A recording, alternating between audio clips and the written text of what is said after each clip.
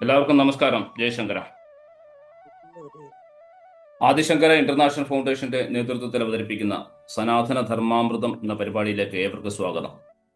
ഇന്ന് സനാതന ധർമാമൃതത്തിന്റെ 5ാം സെഷനാണ്. സനാതന ധർമ്മം ലോകമെമ്പാടും പ്രചരിപ്പിക്കുക എന്ന ഉദ്ദേശത്തോടെ ആരംഭിച്ച ആദിശങ്കര ഇന്റർനാഷണൽ ഫൗണ്ടേഷൻ കഴിഞ്ഞ ജനുവരി മാസത്തിലാണ് സനാതന ധർമാമൃതം എന്ന പരിപാടി ആരംഭിക്കുന്നത്. ഇതുവരെയായി 4 സെഷൻ നമ്മൾ കഴിഞ്ഞു. ജനുവരിയിൽ ബ്രഹ്മശ്രീ ഡോക്ടർ ഉണ്ണികൃഷ്ണൻ നമ്പൂതിരിപ്പാടും, തുടർന്ന് ഡോക്ടർ സരിതാ മഹേശ്വരൻ, പൂജനീയ സ്വാമിജി നടുവിൽ മഠം പുഷ്പാഞ്ജലി സ്വാമിയാർ, ശ്രീമതി KP ശശികല ടീച്ചർ, ഇവരെയാണ് കഴിഞ്ഞ 4 മാസമായി നമ്മുടെ ഈ പരിപാടിയിൽ പങ്കെടുത്ത വ്യക്തികൾ.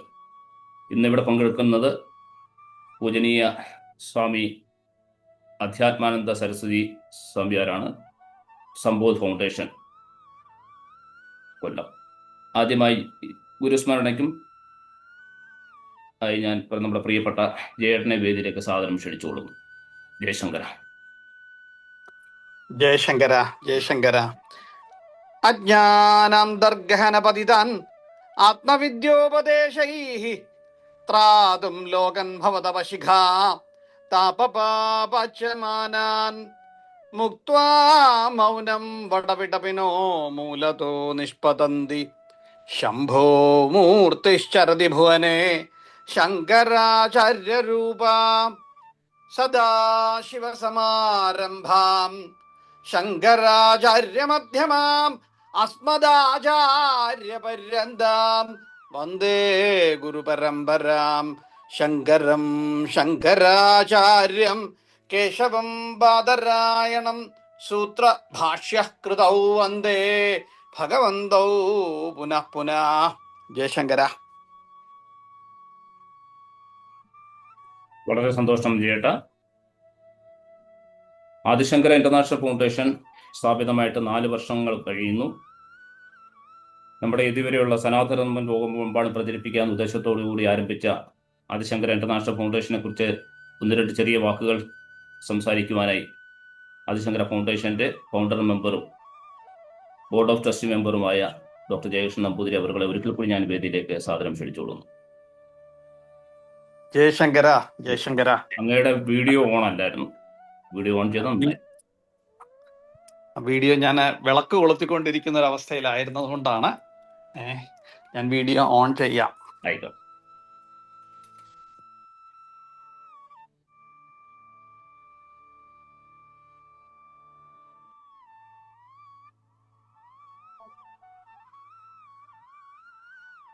ഇവിടെ സന്ധ്യ ആവുന്നതല്ലേ ഉള്ളൂ, 6:30 മണി ആവുന്നതേ ഉള്ളൂ.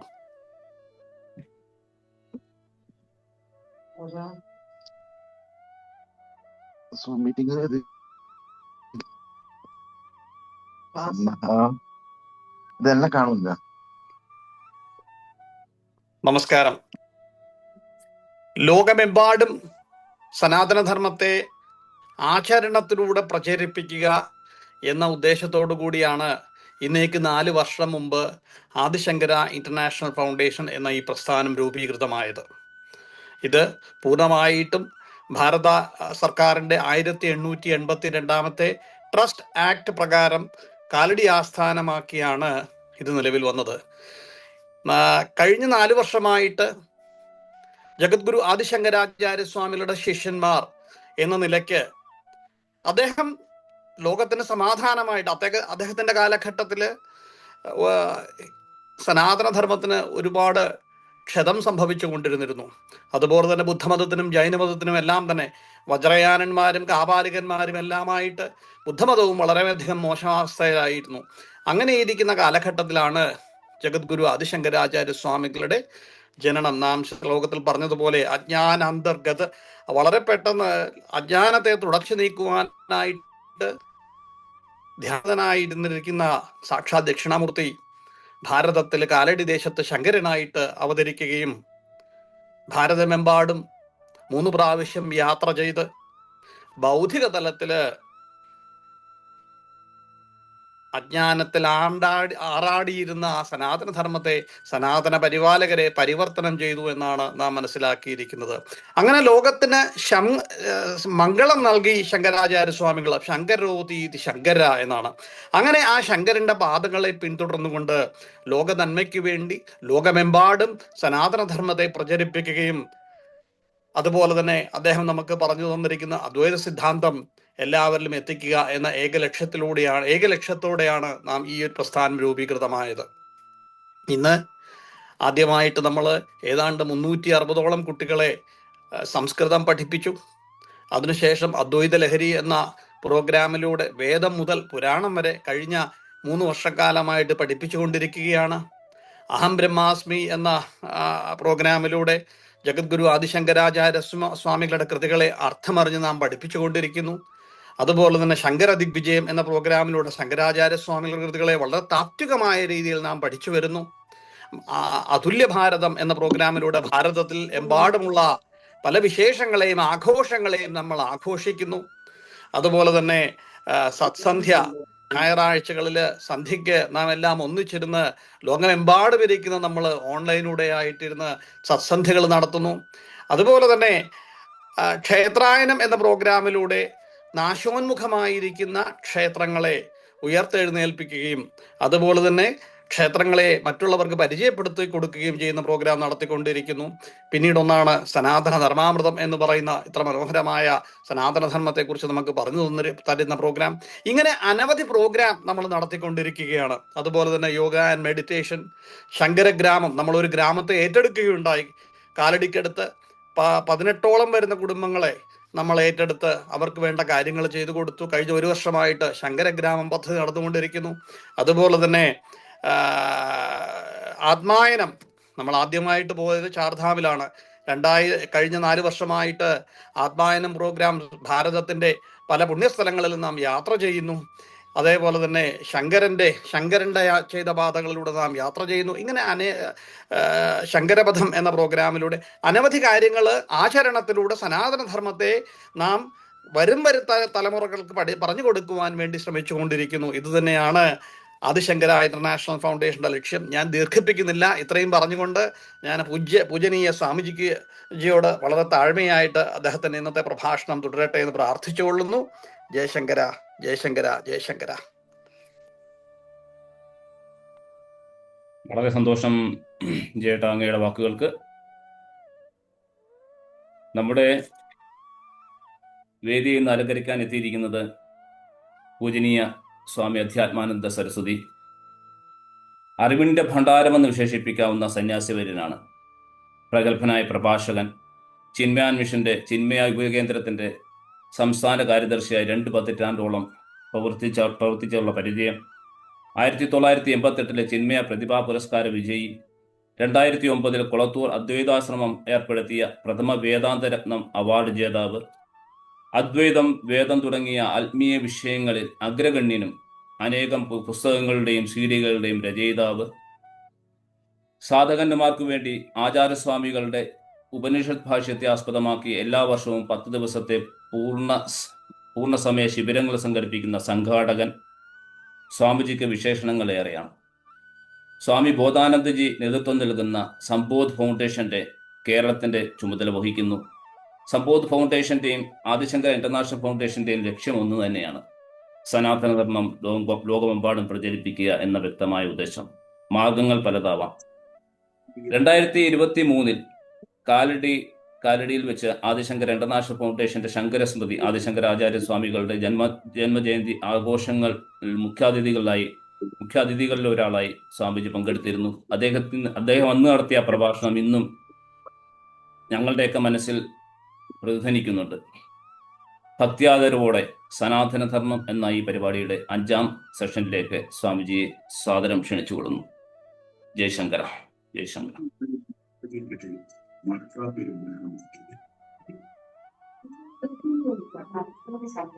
എല്ലാവരും അവരവരുടെ മൈക്ക് മ്യൂട്ട് ചെയ്ത് വെക്കാൻ നന്നായിരുന്നേനെ.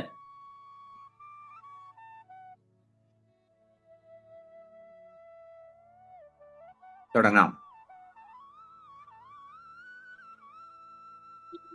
ആയിക്കോട്ടെ സ്വാമിജി. നമസ്കാരം. ജയശങ്കര, ജയശങ്കര. ഹരി ഓം ഹരി ഓം. ഹരി ഓം.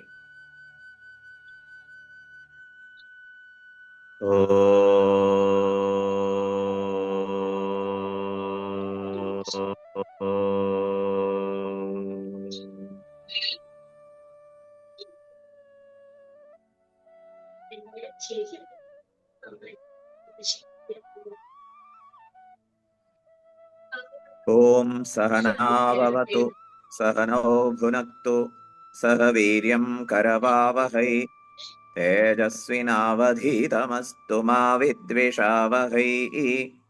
ഓം ശാന്തി ശാന്തി ശാന്തി. ഓം സദാശിവസമാരംഭം ശങ്കരാചാര്യമധ്യമാം അസ്മദാചാര്യപര്യന്താം വന്ദേ ഗുരുപരമ്പരാം. ശ്രുതിസ്മൃതിപുരാണാനാമാലയം കരുണാലയം നമാമി ഭഗവത്പാദം ശങ്കരം ലോകശങ്കരം. ശങ്കരം ശങ്കരാചാര്യം കേശവം ബാദരായണം സൂത്രഭാഷ്യകൃതൗ വന്ദേ ഭഗവന്തൗ പുനഃ പുനഃ. ഈശ്വരോ ഗുരുരാത്മേതി മൂർത്തിഭേദവിഭാഗിനേ വ്യോമവദ്വ്യാപ്തദേഹായ ദക്ഷിണാമൂർത്തയേ നമഃ.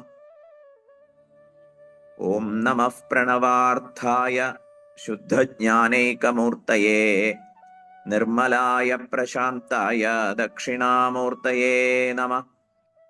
യസ്മിൻ സർവം യതഃ സർവം യഃ സർവം സർവദൃക് തഥാ സർവഭാവപദാതീതം ബോധാനന്ദം സ്മരാമ്യഹം.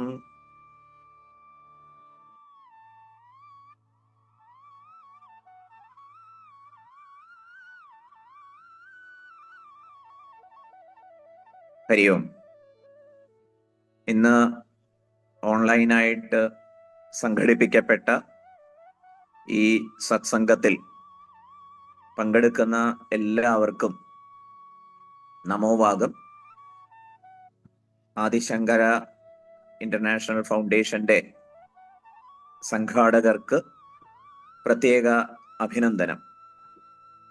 ഇതിന്റെ പ്രവർത്തനങ്ങളെക്കുറിച്ച് സവിസ്തരം പ്രതിപാദിച്ച സമയത്ത് അത് വളരെ വളരെ സമഗ്രമാണല്ലോ എന്ന് അത്ഭുതം തോന്നി. നിർദ്ദിഷ്ട പ്രവർത്തനങ്ങളൊക്കെ ഉത്തരോത്തരം അഭിവൃദ്ധി പ്രാപിക്കട്ടെ. ഉദ്ദേശ ലക്ഷ്യത്തിലേക്ക് ഈ ഫൗണ്ടേഷന് കൃത്യമായ ആസൂത്രണ മികവോടെ മുന്നേറാൻ സാധിക്കട്ടെ എന്ന് സങ്കല്പിക്കുന്നു. ശുഭാശംസകൾ നേരുന്നു. സനാതന ധർമ്മ വിഷയകമായ സത്സംഗമാണ് ഇവിടെ നിശ്ചയിക്കപ്പെട്ടിട്ടുള്ളത് എന്ന് മനസ്സിലാക്കുന്നു. ഇതിനു മുമ്പ് നടന്ന സത്സംഗങ്ങളിൽ ഇത് 5ാമത്തെ എപ്പിസോഡാണല്ലോ. 4 സത്സംഗങ്ങളിൽ എന്തൊക്കെ കാര്യങ്ങളാണ് പ്രതിപാദിച്ചിട്ടുള്ളത് എന്നുള്ളത് അറിയില്ല. ആവർത്തനം ആധ്യാത്മിക വിഷയങ്ങളിൽ വീക്ഷണമുണ്ട്. ആചാര്യ ഭഗവത് പാദർ ഗീതാഭാഷ്യത്തിൽ അവിടെ ഇത് ആശയങ്ങളുടെ ആവർത്തനമായിരിക്കാം, പദങ്ങളുടെ ആവർത്തനമുണ്ടാവും. പക്ഷേ ക്ലിഷ്ടമായ ആത്മതത്വത്തിന്റെ ബോധ്യത്തിന് ആവർത്തനം സഹായിക്കും എന്നുള്ള നിലയിൽ അത് സ്വീകരിക്കാവുന്നതാണ്. അപ്രകാരം വ്യാഖ്യാനിക്കുന്നുണ്ട്. അതുപോലെ സനാതനധർമ്മ വിഷയകമായ ഈ സത്സംഗത്തിലും ആശയങ്ങൾ ആവർത്തിക്കപ്പെടുന്നുണ്ടെങ്കിൽ അത് ആലോചിച്ച് വീണ്ടും ഊട്ടി ഉറപ്പിക്കാൻ നമുക്ക് ഉപകാരമാകട്ടെ എന്നതാണ് സങ്കല്പം. ധർമ്മ വിഷയകമായി വളരെ ലളിതമായ പാഠം തൊട്ട് ഉന്നതമായ അർത്ഥാന്തരങ്ങൾ വരെ ആലോചിക്കാൻ വക തരുന്നുണ്ട്. ആചാര്യസ്വാമികൾ ധർമ്മത്തെ വ്യാഖ്യാനിച്ചിരിക്കുന്നത് ജഗതഃ സ്ഥിതി കാരണം പ്രാണിനാം സാക്ഷാത് അഭ്യുദയ നിശ്രേയസ ഹേതുഃ യഹ സ ധർമ്മ എന്നാണ്. അതാകുന്നു ധർമ്മം. ഏതാണ് ധർമ്മം? ജഗതഃ സ്ഥിതി കാരണം. ജഗത്തിന്റെ സുസ്ഥിതിക്ക് കാരണമെന്തോ അതാണ് ധർമ്മം. ജഗത്തിന്റെ സുസ്ഥിതിക്കും വളർച്ചയ്ക്കും പോഷണത്തിനും ഒക്കെ അനുകൂലമായ കാര്യങ്ങൾ ചെയ്യാൻ ധർമ്മിഷ്ഠൻ ജാഗ്രത പുലർത്തേണ്ടതുണ്ട്. വ്യക്തികളുടെ വിഷയത്തിൽ ധർമ്മപരമായിട്ടുള്ള ഈ ഒരു അച്ചടക്കം അത് പാലിക്കാൻ സാധിക്കണം. സ്വാഭാവികമായിട്ടും വ്യക്തികൾ അടങ്ങുന്ന കുടുംബം ധർമാധിഷ്ഠിതമാകും. അങ്ങനെയുള്ള കുടുംബങ്ങളുടെ കൂട്ടായ്മകൾ, സാമൂഹിക ബന്ധങ്ങളിലൊക്കെ ധർമ്മം സ്വാഭാവികമായിട്ടും ഭംഗിയായി ആവിഷ്കൃതമാകും.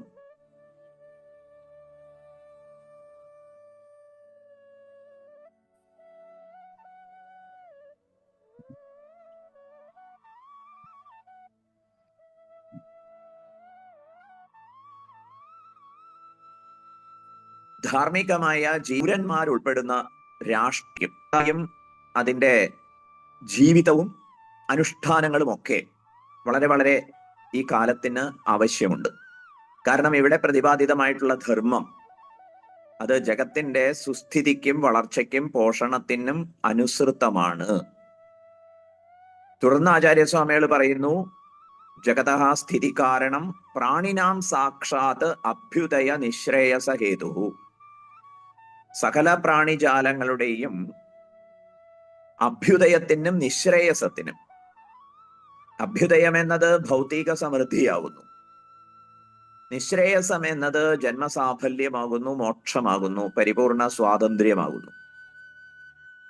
ഓരോ ജീവനെ സംബന്ധിച്ചിടത്തോളവും മോക്ഷം എന്നത് പരമലക്ഷ്യമായി മുന്നിൽ വയ്ക്കാൻ സാധിക്കേണ്ടതാകുന്നു. പക്ഷേ മോക്ഷം എന്നത് ഭൗതിക ജീവിത ആവിഷ്കാരങ്ങൾക്ക് ഒരിക്കലും വിരുദ്ധമല്ല.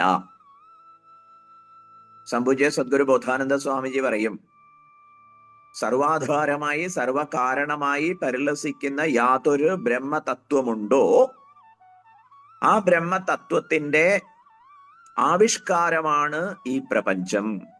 This world is a flowering of that ബ്രഹ്മതത്വം. അപ്പൊ അങ്ങനെയാണെങ്കിൽ ലോകനിഷേധം ഒരിക്കലും ആധ്യാത്മികതയുടെ സമീപനത്തിൽ ആരോപിച്ചുകൂടാ. മറിച്ച് തത്വജ്ഞാനിയുടെ ലോകാനുഭവത്തെക്കുറിച്ചുള്ള പ്രതിപാദനം ജഗദേവ നന്ദനവനം ഭവേത് എന്നതാണ്. ഈ ജഗത്ത് തത്വജ്ഞാനിയെ സംബന്ധിച്ചിടത്തോളം ഒരു ആനന്ദ ഉദ്യാനമായി മാറുന്നു.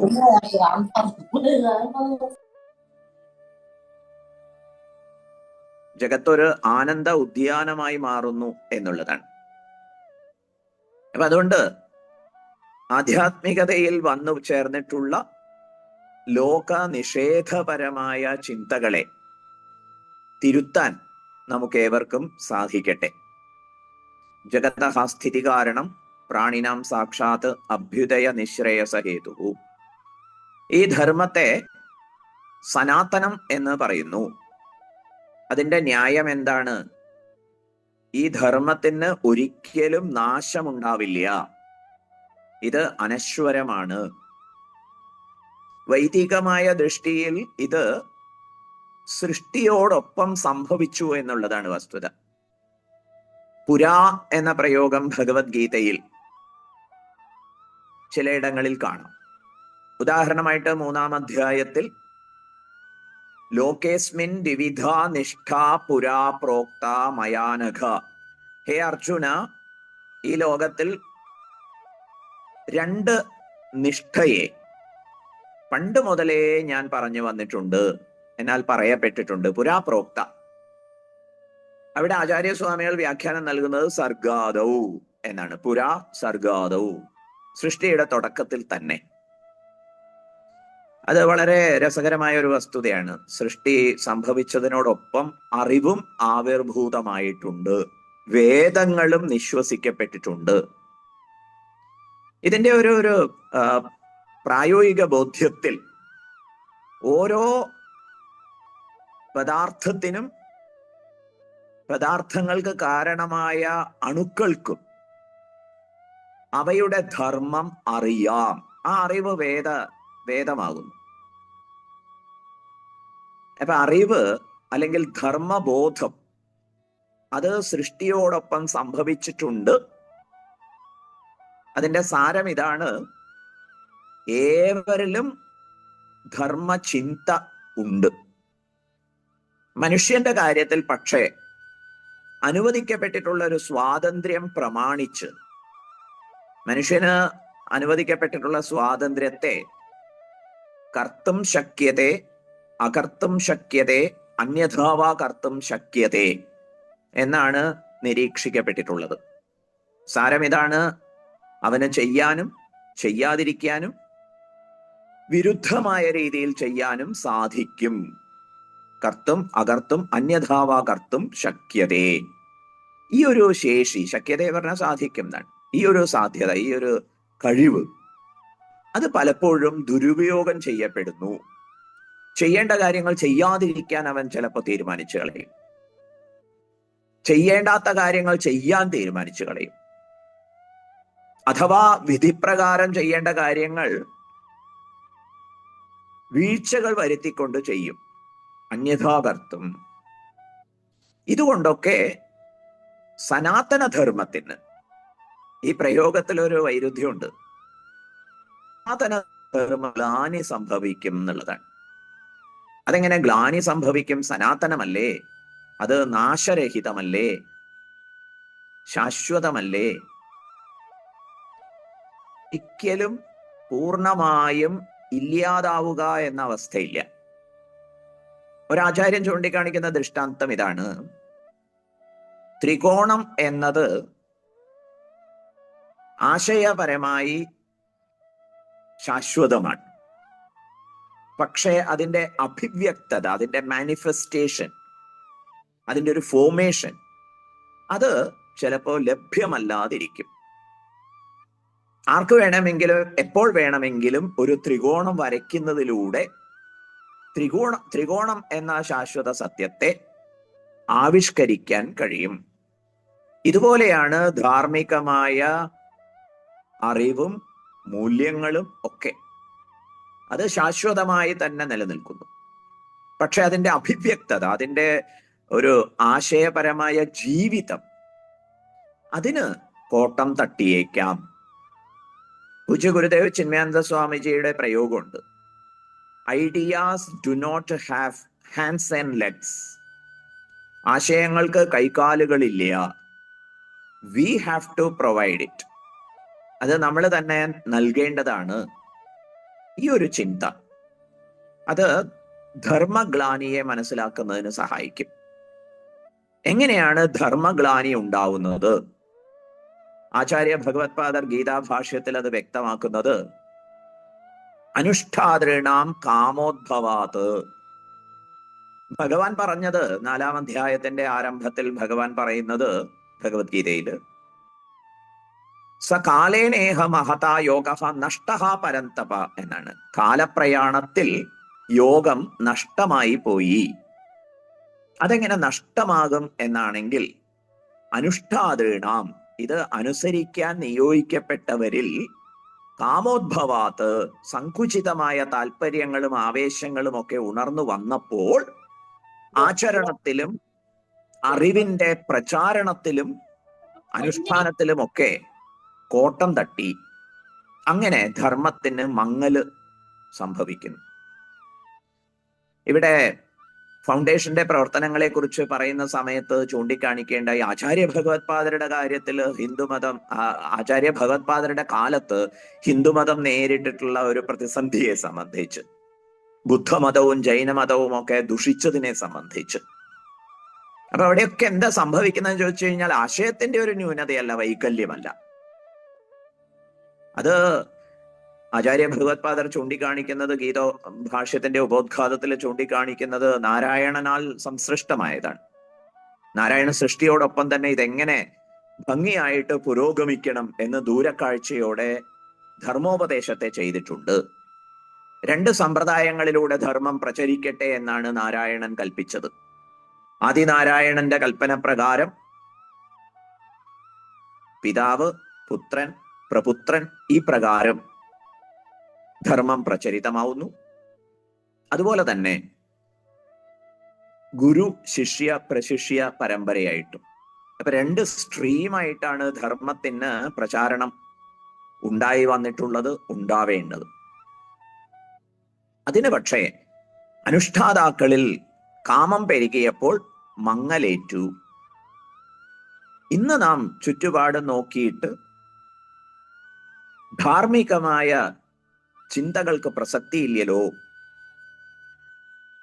അറിവ് എല്ലാവരെയും അംഗീകരിക്കുന്ന, സ്നേഹിക്കാൻ സഹായിക്കുന്ന, ഏവരെയും സേവിക്കുന്ന, എല്ലാവർക്കും സേവനം ചെയ്യുന്ന ഒരു മനോഭാവം, അതാണ് വാസ്തവത്തിൽ ധർമ്മം.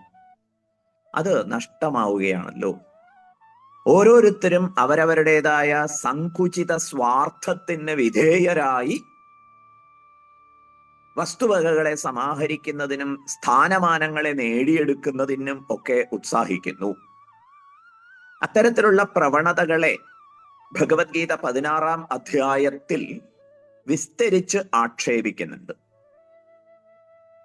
അവരുടെ പ്രസ്താവന എന്തായിരിക്കും? അവര് പറയുന്നു, ഈ ജഗത്തിനൊരു ഈശ്വരൻ വേണ്ടതായിട്ടുണ്ടെന്ന് തോന്നുന്നില്ല. അപരസ്പര സംഭൂതം കിമന്യത് കാമഹേതുകം. ഈ ജഗത്ത് അനീശ്വരമാണ്. ഇവിടെ എന്തെങ്കിലുമൊക്കെ സംഭവിക്കുന്നുണ്ടെങ്കിൽ അതൊക്കെ കാമഫലമായിട്ട് സംഭവിക്കുന്നതാണ്. സ്ത്രീ പുരുഷ ബന്ധം കൊണ്ട് പ്രപഞ്ചം വിസ്തരിക്കപ്പെടുന്നു. അതങ്ങനെ സ്വാഭാവികമായിട്ട് നടന്നോളും. അവിടെ ഒരു ധർമ്മത്തിന്റെ ആവശ്യമൊന്നുമില്ല. അസത്യം അപ്രതിഷ്ഠം തേ ജഗദാഹുരനീശ്വരം അപരസ്പര സംഭൂതം കിമന്യത് കാമഹൈതുകം. ഇതാണ് അവരുടെ ഒരു ഫിലോസഫി. ഇത് അവരുടെ ഫിലോസഫിയാണ് എന്ന് 16-ാം അധ്യായത്തിൽ തന്നെ വ്യക്തമാക്കുന്നുണ്ട്. ഏതാം ദൃഷ്ടിം, ഇതാണ് അവരുടെ വിഷൻ, ഇതാണ് അവരുടെ കാഴ്ചപ്പാട്, ഇതാണ് അവർ പുലർത്തുന്ന ഒരു ഇൻസൈറ്റ് അല്ലെങ്കിൽ ഔട്ട്ലുക്ക്. അതിനനുസരിച്ചാണ് അവരുടെ ചെയ്തികളൊക്കെ. ആ ചെയ്തികളെ കുറിച്ചുള്ള ചിത്രീകരണം മനനം ചെയ്യുമ്പോൾ, ഈ കാലത്ത് വിശദമായി പരിഗണിച്ച് പഠിക്കുന്ന സമയത്ത് അത്തരത്തിലുള്ള അസുര പ്രഭൃതികളെ, രാക്ഷസ പ്രഭൃതികളെ നമുക്ക് വ്യാപകമായി കാണാൻ സാധിക്കും. അവിടെ 16-ാം അധ്യായം ചൂണ്ടിക്കാണിക്കുന്ന ആസുര വൃത്തികളെ, രാക്ഷസ വൃത്തികളെ വാസ്തവത്തിൽ നാം നമ്മിൽ തന്നെയും ആത്മപരിശോധന നടത്തി ഇല്ലെന്ന് ഉറപ്പാക്കേണ്ടതുണ്ട്. ഇതമദ്യമയാലബ്ധം ഇമം പ്രാപ്സ്യേ മനോരഥം ഇതമസ്തി ഇതമപി മേ ഭവിഷ്യതി പുനർധനം അസൗ മയാ ഹതഃശത്രുഃ ഹനിഷ്യേ ചാപരാനപി ഈശ്വരോഹമഹം ഭോഗി സിദ്ധോഹം ബലവാൻ സുഖി എന്നിങ്ങനെയൊക്കെയുള്ള ജൽപ്പനങ്ങൾ വെറുതെ ജൽപ്പിക്കുക മാത്രമല്ല, അതിനനുസരിച്ചുള്ള പ്രവർത്തനങ്ങളിലും അവരേർപ്പെടുന്നു. ഇത്ര പേരെയൊക്കെ ഞാൻ ശരിപ്പെടുത്തിയിട്ടുണ്ട്. ഇനി എൻ്റെ ഹിറ്റ് ലിസ്റ്റിൽ ഇത്രയും പേരൊക്കെ ഉണ്ട്. ഈ സ്വത്തൊക്കെ ഞാൻ സ്വന്തമാക്കിയിരിക്കുന്നു. ഇനിയും എനിക്ക് ഇത്രയും കൂടി സ്വന്തമാക്കാനുണ്ട്. ഞാൻ തന്നെയാണ് ഈശ്വരൻ, ഞാൻ തന്നെയാണ് ഭോഗി. ആരുണ്ട് എൻ്റെ കാര്യങ്ങളൊക്കെ ചോദിക്കാൻ? ആർക്കുണ്ട് എന്നെ എതിർക്കാൻ ധൈര്യം? ഈ പ്രകാരത്തിൽ ശരീരേന്ദ്രിയ മനോബുദ്ധികളിലുള്ള അഭിമാനത്താൽ ജൃംഭിതരായി, ഏവർക്കും ഒരു വെല്ലുവിളിയായി, ലോകത്തിന്റെ സുസ്ഥിതിക്ക് തന്നെ ദ്രോഹം ചെയ്യുന്നവരായി, ഇങ്ങനെയുള്ള ആസുര രാക്ഷസ പ്രഭൃതികൾ, അവരെ കുറിച്ചാണ് 16-ാം അധ്യായം വിസ്തരിച്ചിരിക്കുന്നത് മുഖ്യമായിട്ട്. ഈ ഒരു രാക്ഷസ ആസുര പ്രഭൃതികളുടെ പ്രസ്താവനകൾ ഇന്ന് നമുക്ക് വ്യാപകമായിട്ട് കേൾക്കാൻ കഴിയും. ഇതാണ് ധർമ്മലോപത്തിന്റെ, ധർമ്മഗ്ലാനിയുടെ വ്യക്തമായ പ്രകടനം. ഇവിടെയാണ് ആദിശങ്കര ഫൗണ്ടേഷനെ പോലുള്ള ഒരുപടി പ്രസ്ഥാനങ്ങൾ ധർമ്മ പ്രചാരണത്തിന് വേണ്ടി ഉദ്യമിച്ച് ഇറങ്ങുന്നത്. അത് തീർച്ചയായിട്ടും വളരെ പ്രസക്തമായ കാലിക ദൗത്യമാണ്. അത് വിജയം വരിക്കട്ടെ. 16-ാം അധ്യായത്തിൽ ദൃഷ്ടിദോഷത്തെയാണ് ചൂണ്ടിക്കാണിക്കുന്നത്. എന്തുകൊണ്ട് കംസൻ കംസനാകുന്നു, എന്തുകൊണ്ട് ദുര്യോധനൻ ദുര്യോധനനാവുന്നു? ഈ കാലത്ത് നമുക്ക് കംസന്റെ കൂടെ, ദുര്യോധനന്റെ കൂടെ, ദുശാസനന്റെ കൂടെ, രാവണന്റെ ഒപ്പം ഒക്കെ ചേർത്ത് വെക്കാവുന്ന പേരുകളും വ്യക്തിത്വങ്ങളും ഒക്കെ ഉണ്ട്. അതൊക്കെ മനസ്സിൽ കാണും. എന്തുകൊണ്ട് അവരങ്ങനെയെന്ന് ചോദിച്ചാൽ അവരുടെ ദൃഷ്ടിദോഷം കാരണമാണ് എന്ന് വേണം ഉത്തരം പറയാൻ. രാവണനെ ആരൊക്കെ ഉപദേശിക്കുന്നില്ല? ആദ്യം രാവണന് ഉപദേശം കൊടുത്തത് മാരീചനാണ്, മാതുലൻ. വാൽമീകി രാമായണത്തിൽ 2 പ്രാവശ്യം രാവണൻ മാരീചനെ സമീപിക്കുന്നതായിട്ട് പ്രസ്താവമുണ്ട്. മാരീചൻ ഉപദേശം കൊടുത്തു. സീതയെ അപഹരിക്കാനും രാമനെ വധിക്കാനും ഒക്കെയുള്ള ഈ ഒരു പുറപ്പാട് ആത്മനാശം മാത്രമേ സമ്മാനിക്കുള്ളൂ, അതുകൊണ്ട് അരുതേന്ന് വിലക്കി. തുടർന്ന് ജാനകി ശ്രീരാമചന്ദ്ര പ്രഭാവത്തെ പ്രകീർത്തിക്കുകയും ഒരു പ്രലോഭനത്തിനും താൻ വഴങ്ങില്ല എന്ന് സുസ്പഷ്ടം വ്യക്തമാക്കുകയും ചെയ്തു. രാവണൻ ജാനകിക്ക് മുന്നിൽ ചെയ്തിട്ടുള്ള വാഗ്ദാനങ്ങൾ, അയ്യോ, സീതയുടെ അംഗസൗഷ്ഠവത്തെ സംബന്ധിച്ച് രാവണൻ പറയുന്നത്, എവിടെ ഭവതിയുടെ ശരീരഭാഗത്തിൽ എന്റെ ദൃഷ്ടി പതിയുന്നുവോ അവിടുന്ന് അത് പിൻവലിക്കാൻ എനിക്ക് സാധിക്കുന്നില്ല.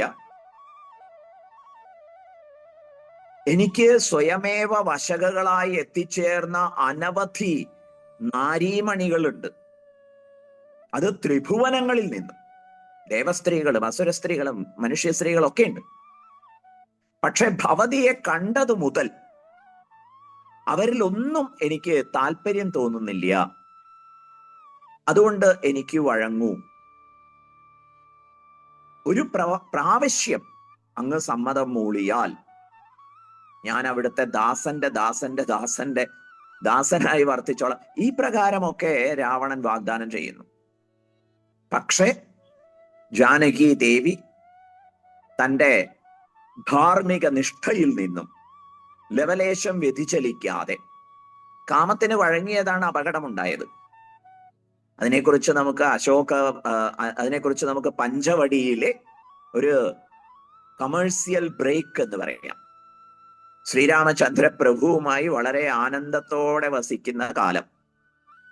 അപ്പോഴാണ് ത്രിഭുവനത്തിലും ഇതുവരെ കണ്ടിട്ടില്ലാത്ത ഒരു മായാമൃഗത്തെ കാണാനിടയായത്. മാരീചന്മാർ അങ്ങനെയാണ് വരിക. ലക്ഷ്മണൻ കൃത്യമായിട്ട് പറയുന്നുണ്ട്, ഇങ്ങനെ ഒരു മൃഗത്തിന്റെ സാധ്യത തന്നെ ഇല്ല, അതുകൊണ്ട് ഇത് നിശ്ചയമായിട്ടും മാരീചനാവാൻ ആണ് സാധ്യത എന്ന് ചൂണ്ടിക്കാണിക്കുന്നുണ്ട്. ശ്രീരാമചന്ദ്ര പ്രഭുവും പറയുന്നു, തീർച്ചയായിട്ടും ഇത് മാരീചനാവാൻ സാധ്യതയുണ്ട്. പക്ഷേ സീതയ്ക്ക് ആ മാനിനെ ചൊല്ലി കാമം വന്നു, രാമനിൽ നിന്ന് അകന്നു, രാമനെ തന്നെ നിയോഗിച്ചു. ഇതൊക്കെയാണ് ധർമ്മഗ്ലാനിയുടെ ഒരു ലക്ഷണം. അങ്ങനെ പഞ്ചവടിയിൽ വെച്ച് ഒരു കമേഴ്സ്യൽ ബ്രേക്ക് അല്ലെങ്കിൽ കാമേഴ്സ്യൽ ബ്രേക്ക് എന്ന് വിശേഷിച്ച് പറയാം.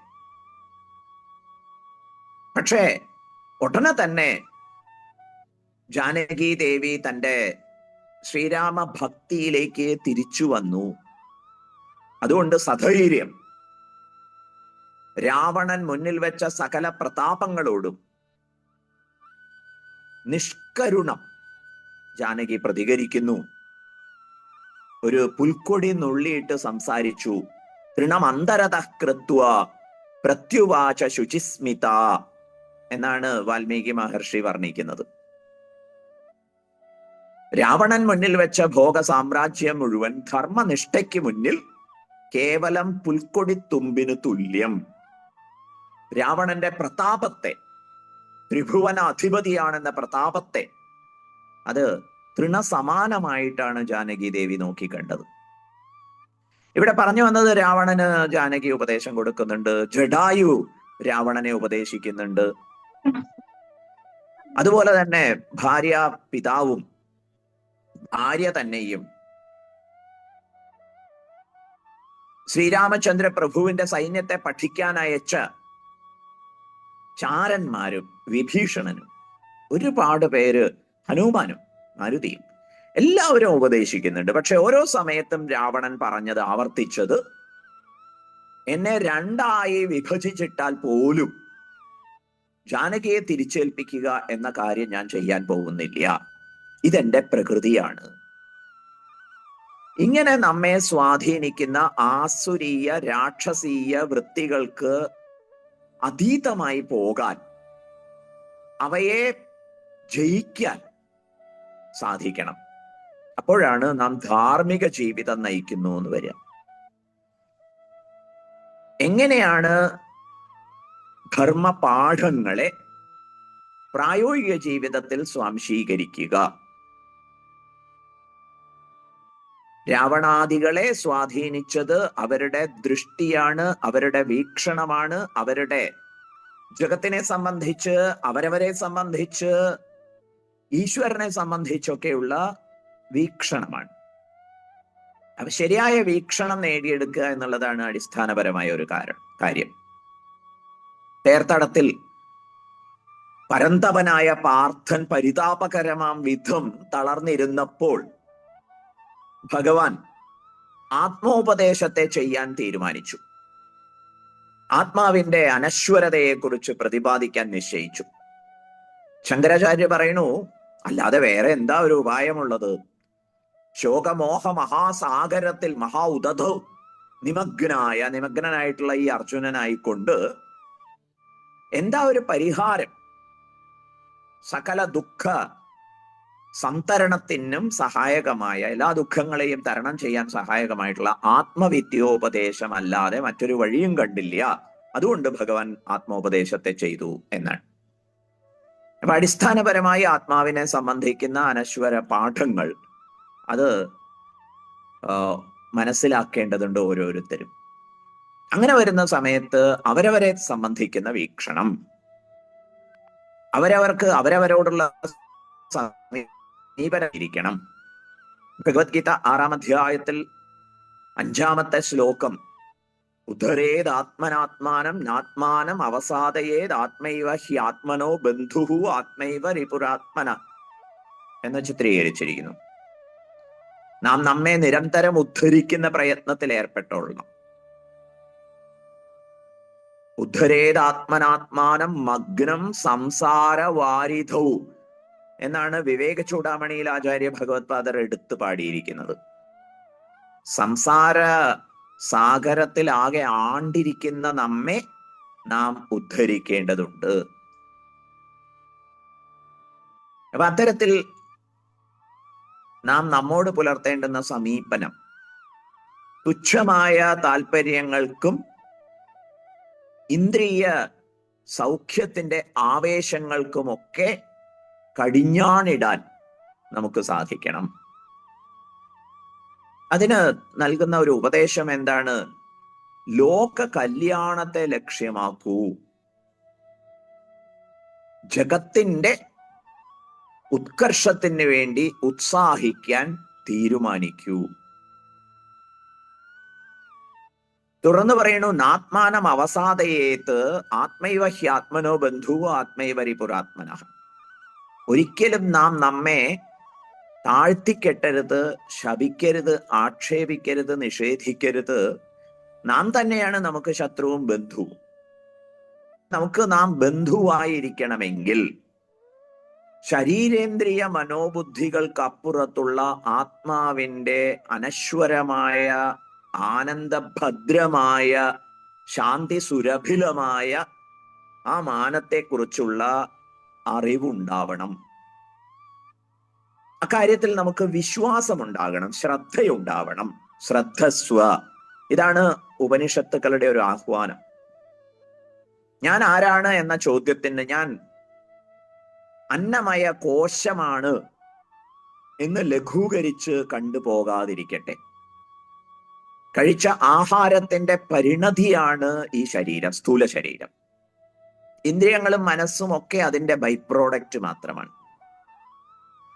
ഇതിനൊക്കെ അതീതമായി സകല ചിന്തകളെയും കർമ്മങ്ങളെയും ഒക്കെ വീക്ഷിച്ചുകൊണ്ടിരിക്കുന്ന, അത് ജാഗ്രത അവസ്ഥയിലായാലും ശരി, സ്വപ്നാവസ്ഥയിലായാലും ശരി, സുഷുപ്തി അവസ്ഥയിലായാലും ശരി, ജാഗ്രത് സ്വപ്ന സുഷുപ്തിഷു സ്ഫുടതരായാസം വിദുജൃംഭതേ. ജാഗ്രത്തിലും സ്വപ്നത്തിലും സുഷുപ്തിയിലും ഒക്കെ യാതൊരു അറിവാണോ ജാഗ്രതയോടെ എല്ലാം കണ്ടുകൊണ്ടിരിക്കുന്നത്. ജാഗ്രത അവസ്ഥയില് ഈ ചൈതന്യത്തിന് വിശ്വൻ എന്ന് പേര്, സ്വപ്നാവസ്ഥയിൽ അത് തൈജസ്സനാണ്. ഗാഠനിദ്രയെ അനുഭവിക്കുമ്പോൾ ആ ചൈതന്യത്തിന്റെ പേര് പ്രാജ്ഞൻ എന്നാണ്. ഇതേ ചൈതന്യം തന്നെയാണ് യാ ബ്രഹ്മാദി പിപീലികാന്ത തനുഷു പ്രോതാ ജഗത്സാക്ഷിണി. സാക്ഷാൽ ബ്രഹ്മാവ് തൊട്ട് ഇങ്ങേയറ്റത്തൊരു പുൽക്കൊടി വരെയും ഒരു ഉറുമ്പ് വരെയും വിവിധങ്ങളായ ശരീരങ്ങളുണ്ട്. ആ ശരീരത്തിലൊക്കെ സാക്ഷിയായി പരിലസിക്കുന്നതും ഇതേ തത്വമാണ്. ഭഗവത്ഗീത 13-ാം അധ്യായത്തിൽ ക്ഷേത്രജ്ഞം ചാപിമാം വിദ്ധി സർവക്ഷേത്രേഷു ഭാരത എന്ന് ഭഗവാൻ പറഞ്ഞിട്ടുണ്ട്.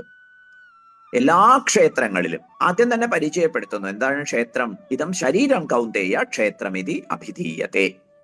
ശരീരം ക്ഷേത്രമാകുന്നു. ആ ക്ഷേത്രത്തിൽ ശരീരത്തിന്റെ വിവിധ കാര്യങ്ങളും ബാഹ്യലോകത്തിന്റെ കാര്യങ്ങളൊക്കെ അറിയുന്ന ചൈതന്യമാണ് ക്ഷേത്രജ്ഞൻ. തുറന്ന് ഭഗവാൻ പറയുന്നു, ആ ക്ഷേത്രജ്ഞൻ സകല ശരീരങ്ങളിലും ഒന്നാകുന്നു. വിവിധ ഇലക്ട്രിക് ഉപകരണങ്ങളിലൂടെ പ്രകടമാകുന്ന ഇലക്ട്രിസിറ്റി ഒന്നായിരിക്കുന്നത് പോലെ. ആചാര്യസ്വാമികള് പേജ് കണക്കിനാണ് അവിടെ ഭാഷ്യം എഴുതിയിരിക്കുന്നത്. കാരണം ഇതാണ് അറിയേണ്ട ആത്മബോധത്തിന്റെ ഏറ്റവും ഗംഭീരമായ ആവിഷ്കാരം. സകല ക്ഷേത്രങ്ങളിലും ഒരേ ക്ഷേത്രജ്ഞൻ. അതാണ് നമ്മുടെ ദൃഷ്ടിയെങ്കിൽ, അതാണ് നമ്മുടെ വിഷനെങ്കിൽ, അതാണ് നമ്മുടെ കാഴ്ചപ്പാടെങ്കിൽ, അതാണ് നമ്മുടെ ഔട്ട്ലുക്ക് എങ്കിൽ, തീർച്ചയായിട്ടും ഈ വൈവിധ്യമാർന്ന പ്രപഞ്ചത്തോട് നമ്മൾ ഇന്ററാക്ട് ചെയ്യുന്ന സമയത്ത് അടിസ്ഥാനപരമായി ആദരവുണ്ടാകും, സ്നേഹമുണ്ടാകും, സേവന പ്രതിബദ്ധത ഉണ്ടാവും. അത്തരത്തിലുള്ള ഒരു യാജ്ഞിക ജീവിതത്തിനാണ് ഭഗവത്ഗീത ആഹ്വാനം ചെയ്യുന്നത്. ധാർമ്മിക ജീവിതം എന്ന് പറയുന്നത് യാജ്ഞിക ജീവിതമാണ്.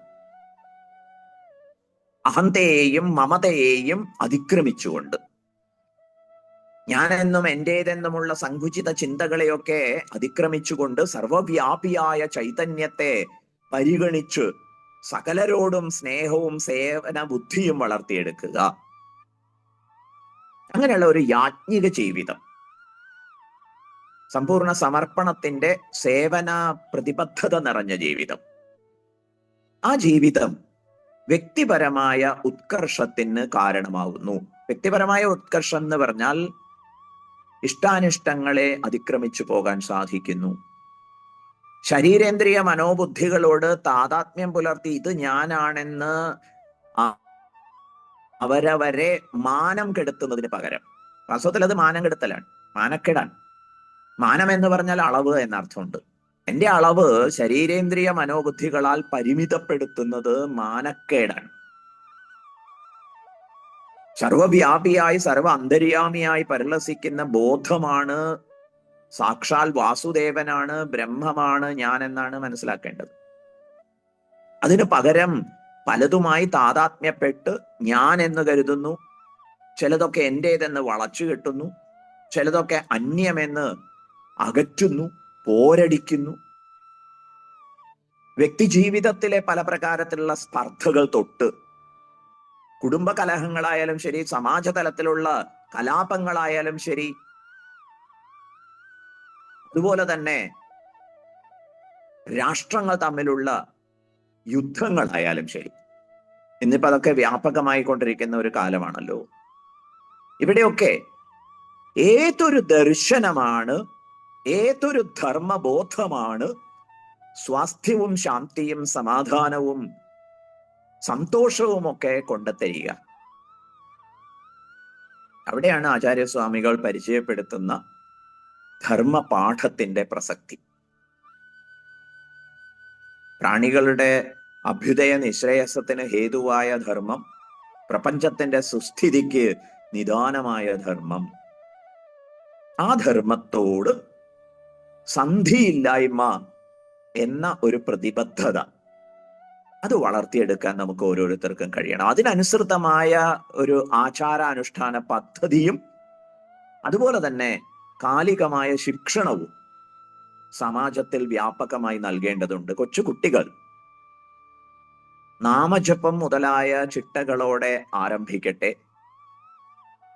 അവർക്ക് മനസ്സിലാകും പ്രകാരം ഈശ്വരനെ കുറിച്ച്, പ്രപഞ്ച പ്രകൃതത്തെക്കുറിച്ച്, അവരവരുടെ സ്വരൂപത്തെക്കുറിച്ചൊക്കെ ചൂണ്ടിക്കാണിച്ചു കൊടുക്കണം.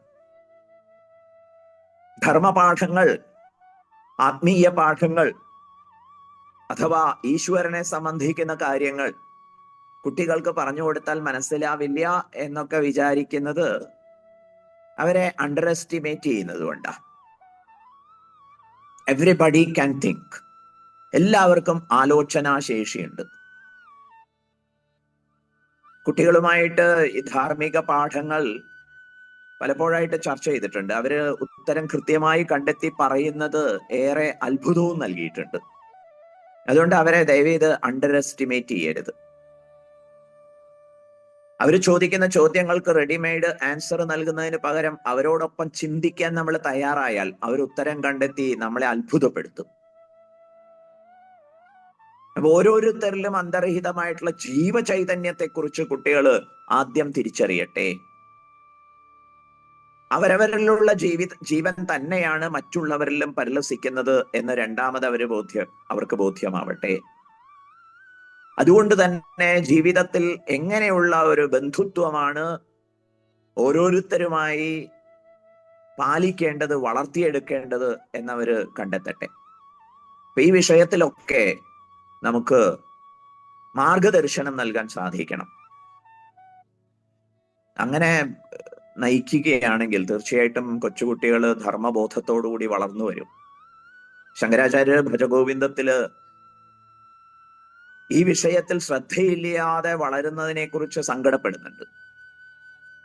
ബാലസ്താവത് ക്രീഡാസക്തഃ, തരുണസ്താവത് തരുണീരക്തഃ, വൃദ്ധസ്താവത് ചിന്താമഗ്നഃ, പരമേ ബ്രഹ്മണി കോപിന ലഗ്നഃ.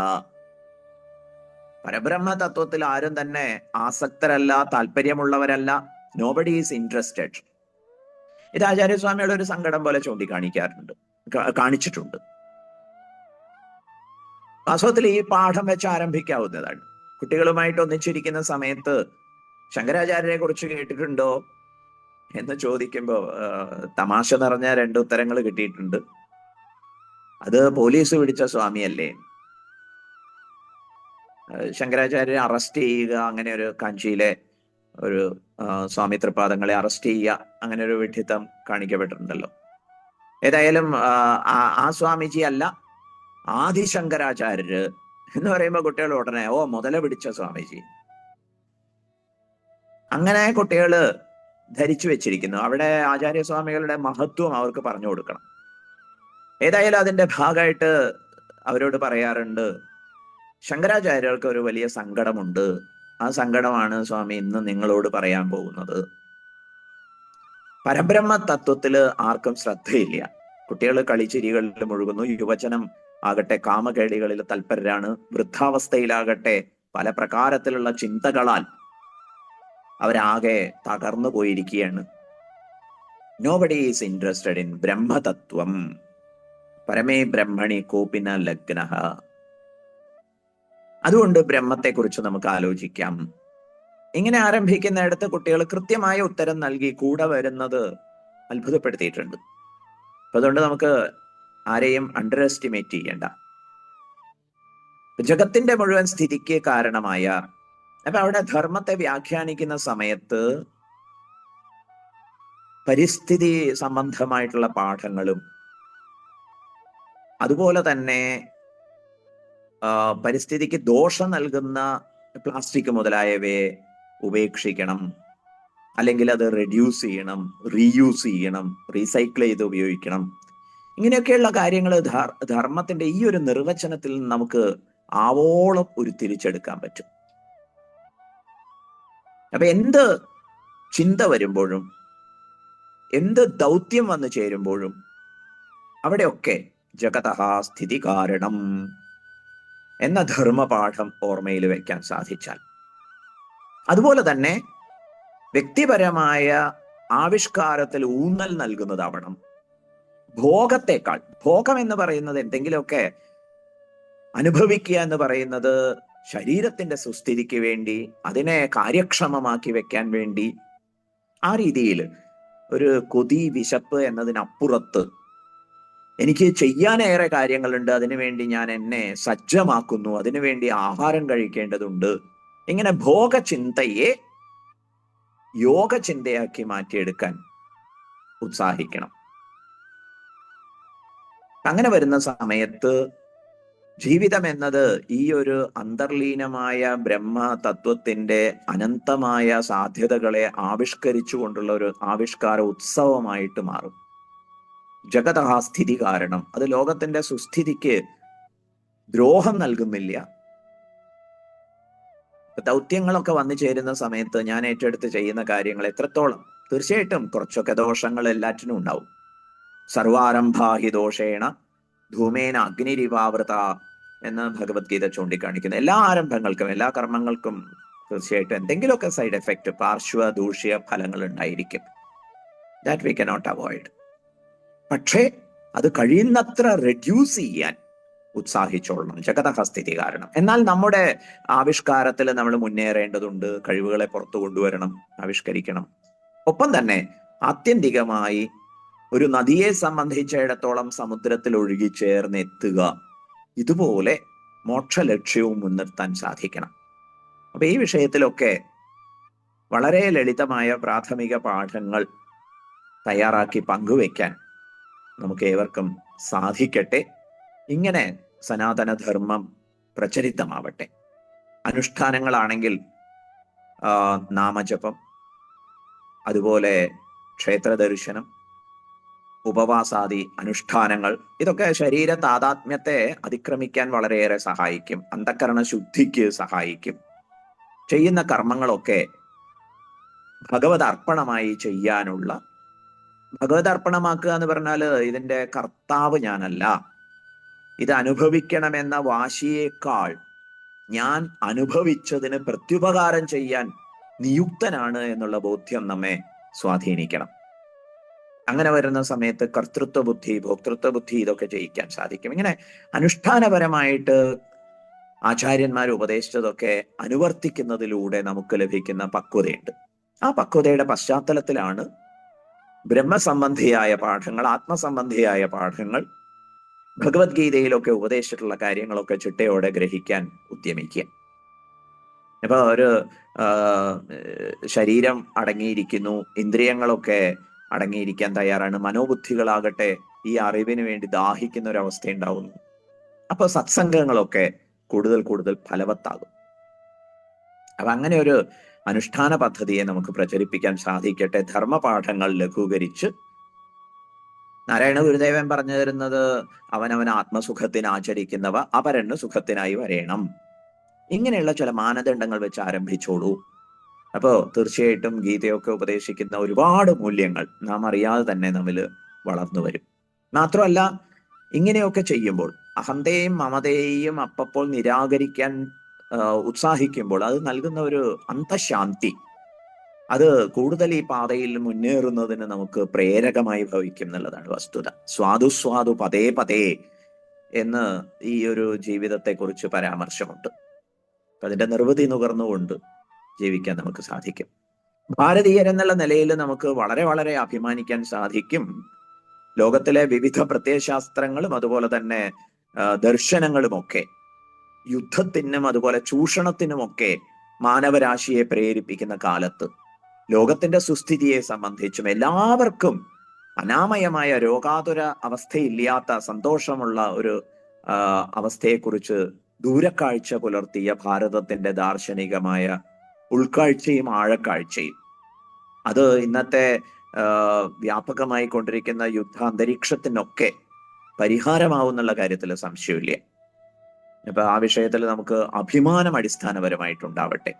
ആചാര്യ ഭഗവത് പാദരോട് ആദരവ് ആ വിഷയത്തിൽ ഉണ്ടാവട്ടെ. ആചാര്യ ഭഗവത് പാദരെ കൂടുതൽ കൃതികളിലൂടെ പരിചയപ്പെടാനുള്ള ഉത്സാഹമുണ്ടാവട്ടെ. ഇങ്ങനെയൊക്കെ സനാതന ധർമ്മ ചിന്ത പല പ്രകാരത്തിൽ വിചാരം ചെയ്യപ്പെടേണ്ടതാണ്.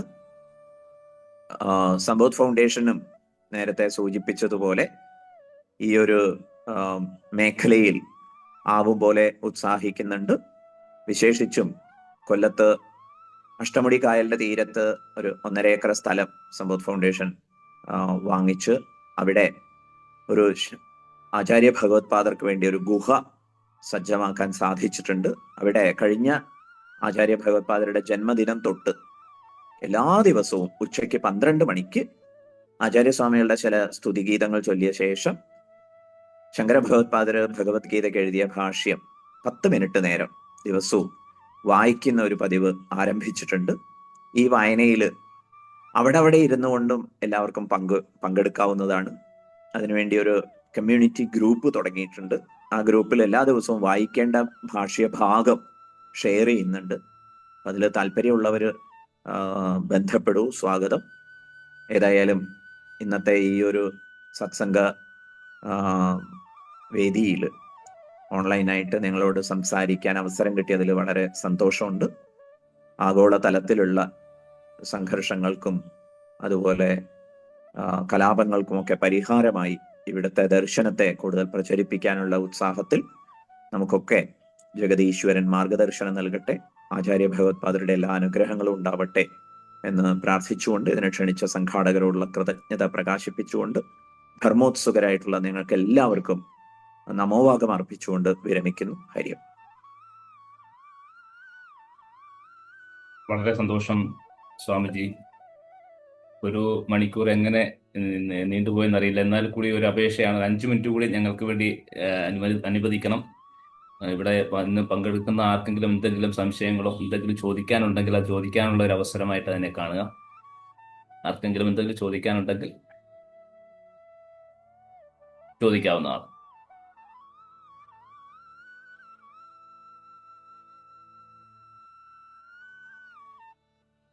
നമസ്കാരം, എന്റെ പേര് സബിത. ക്ലാസ് റെക്കോർഡ് ചെയ്യുന്നതാണല്ലോ? റെക്കോർഡ് ചെയ്യുന്നുണ്ട്. ഇത് നമ്മുടെ ആദിശങ്കര ഇന്റർനാഷണൽ ഫൗണ്ടേഷൻ എന്ന യൂട്യൂബ് ചാനലിൽ 2 മണിക്കൂറിന് ശേഷം വരുന്നതാണ്. ഇത് മുമ്പുള്ള ഇത് 5ാമത്തെ സെഷൻ എന്ന് പറഞ്ഞിരുന്നല്ലോ.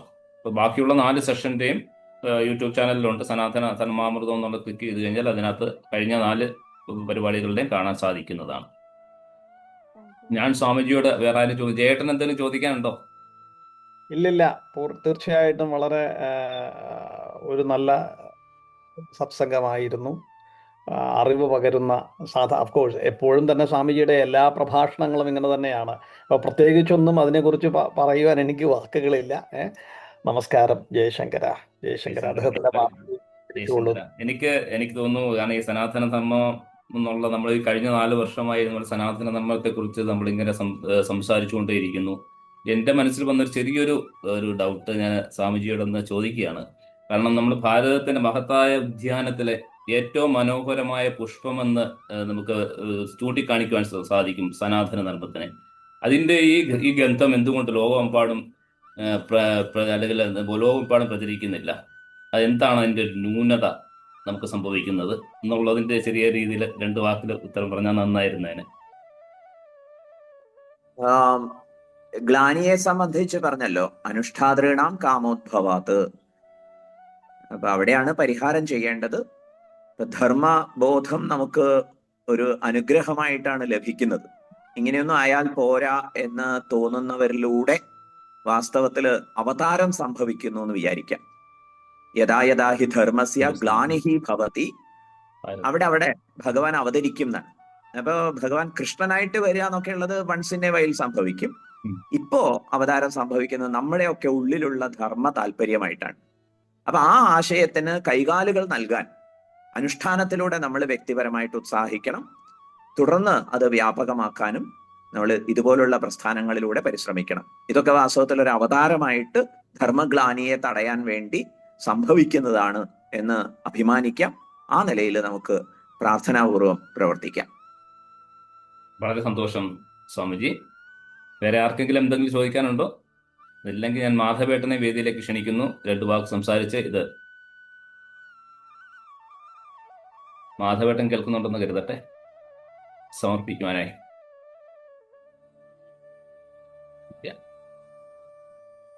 സരസ്വതി ഏട്ടത്തി എന്തോ പറയാൻ വരുന്നുണ്ടെന്ന് പോലെ തോന്നുന്നുണ്ട്. ചോദിച്ചിട്ട് നോക്കാം. ഇതായിരിക്കും സ്വാമിജിയുടെ പ്രഭാഷണം എല്ലാ തരത്തിലും നല്ല രീതിയിൽ നമുക്ക് മനസ്സിലാക്കാൻ സാധിച്ചു. അദ്ദേഹം അത് ഉദാഹരണ സഹിതം സീതാദേവിയുടെ ആയാലും അർജുനന്റെയും കൃഷ്ണന്റെയും ഒക്കെ വെച്ചായാലും വളരെ നല്ല രീതിയിൽ നമുക്ക് കാര്യങ്ങൾ മനസ്സിലാക്കാൻ സാധിച്ചു. വളരെ സന്തോഷം. സ്വാമിജി ഫൗണ്ടേഷന്റെ പേരിലും എൻ്റെ പേരിലും ഞാൻ വളരെയധികം നന്ദി അർപ്പിച്ചുകൊള്ളുന്നു. ജയ് ശങ്കര. വളരെ സന്തോഷം സരസ്വതി. എല്ലാവർക്കും നന്മ ഉണ്ടാവട്ടെ. ജഗദീശ്വരന്റെ കാരുണ്യ കടാക്ഷം എല്ലാവർക്കും ഉണ്ടാവട്ടെ എന്ന് ആത്മാർത്ഥമായി പ്രാർത്ഥിച്ചുകൊണ്ട് ഇന്നത്തേക്ക് വിടവാങ്ങുന്നു. ലോക സമസ്ത സുഖനോ ഭവന്തു. എല്ലാവർക്കും നന്മ ഉണ്ടാവട്ടെ. ജയ് ശങ്കര. ജയ് ശങ്കര. ജയ് ശങ്കര. ജയ് ശങ്കര. ജയ് ശങ്കര. ജയ് ശങ്കര. സ്വസ്തി പ്രജാഭ്യ പരിപാലയന്താം ന്യായേന മാർഗേണ മഹീശ ബ്രാഹ്മണേ സുഖമസ്തി. ലോകാ സമസ്ത സുഖിനോ